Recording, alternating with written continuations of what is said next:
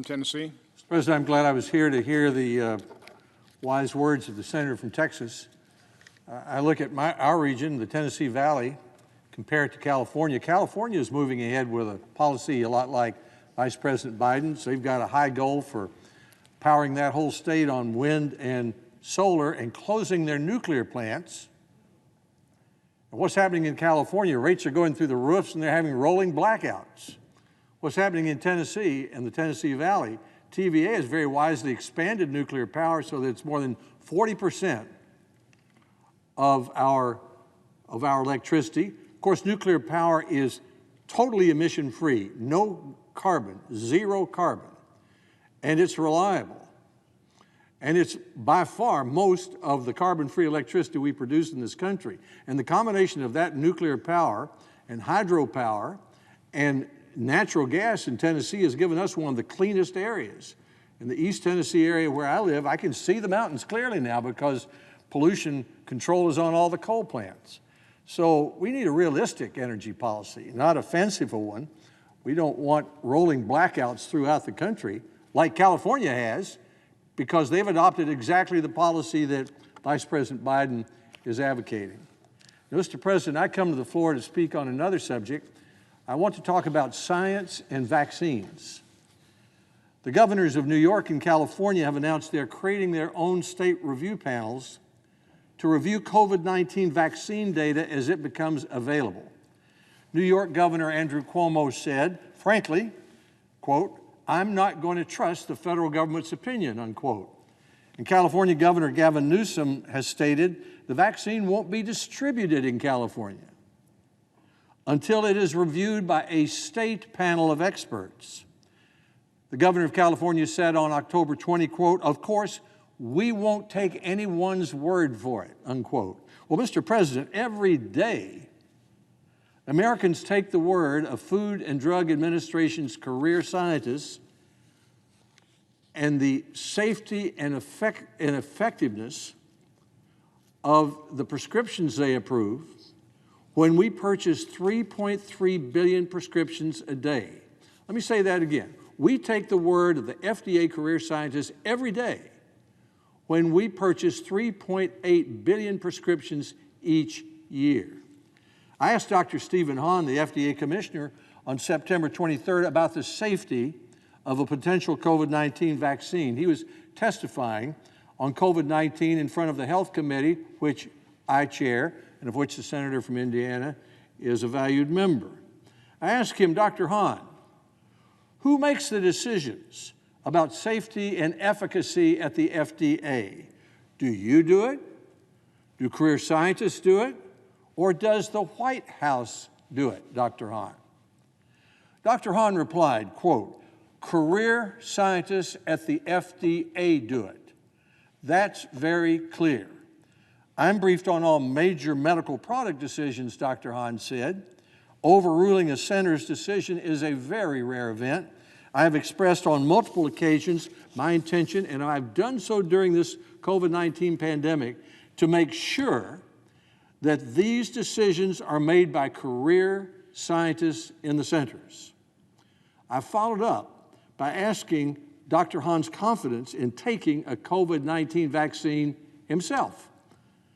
I said, "You referred to this once, but once FDA approves a vaccine, and as we've said today, we're going to have tens of millions of doses ready this year, none can be distributed until the FDA approves it. Will you be willing to take that vaccine, and will you recommend it for your family?"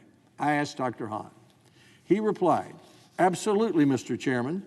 I have complete and absolute faith in the expertise of the scientists who are terrific at FDA. If they were to make a determination that a vaccine would be safe and effective, I would do that. And I would encourage my family to take the vaccine." Those are the words of the man whose job it is to finally approve any COVID-19 vaccine.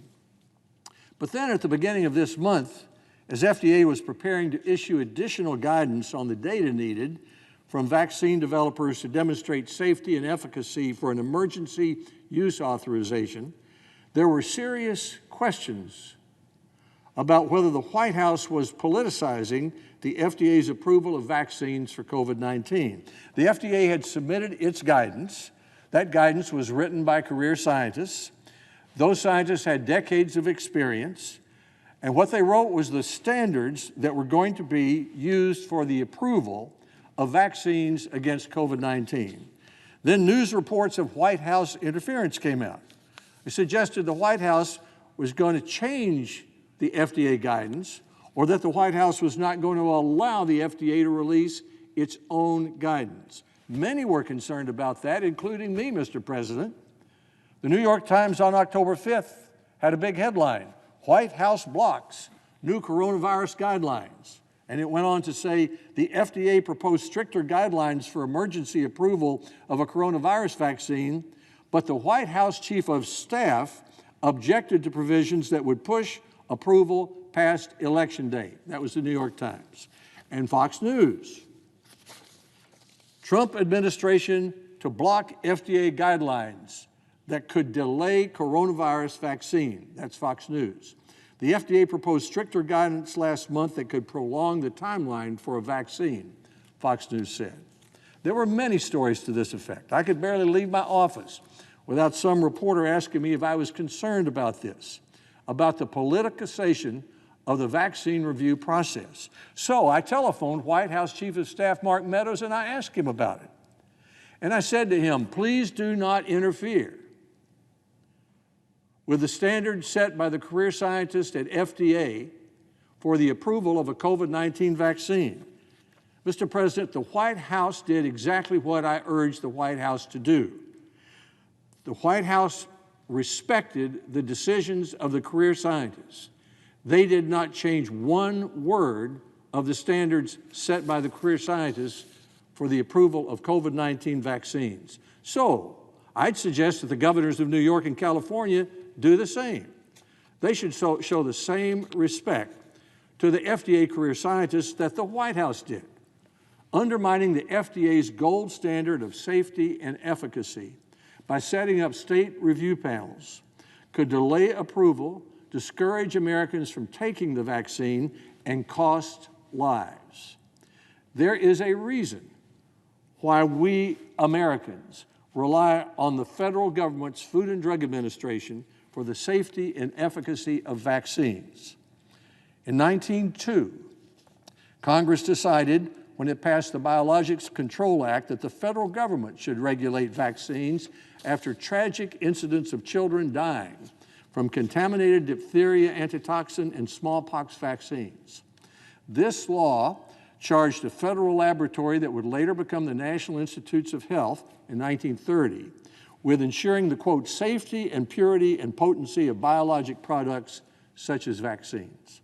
Then in 1972, the regulation of vaccines moved to the Food and Drug Administration, to what is now called the Center for Biologic Evaluation and Research.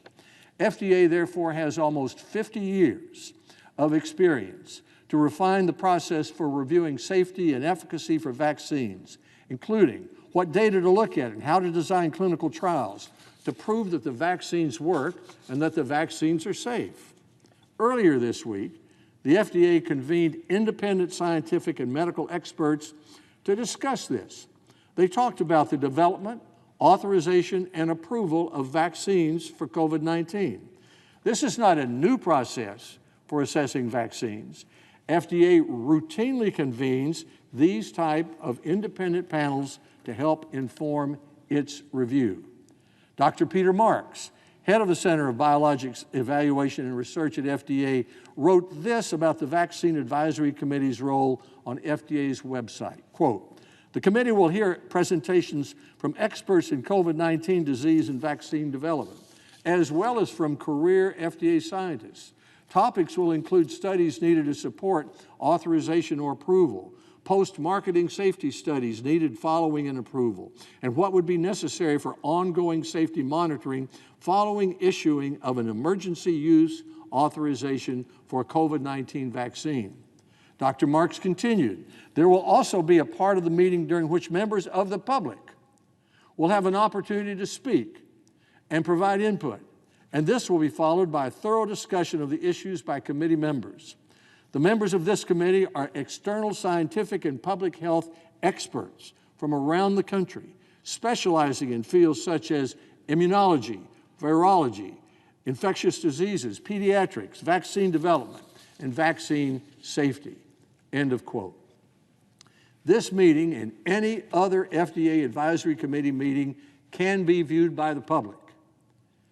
At the Senate Health Committee hearing on September 23rd, where FDA Commissioner Stephen Hahn testified, I reviewed the 3 steps that have to happen before FDA will approve a vaccine. 1, independent experts overseeing clinical trials determine whether there's enough data available for the FDA to review. Number 2, after demonstrating safety and efficacy based on clinical trials, the vaccine manufacturer submits an application to the FDA. And number 3, FDA experts conduct their review and make the final determination whether or not it is safe and that it works.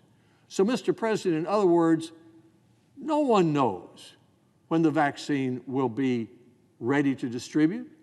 No one knows that, even Dr. Hahn. And why does he not know it?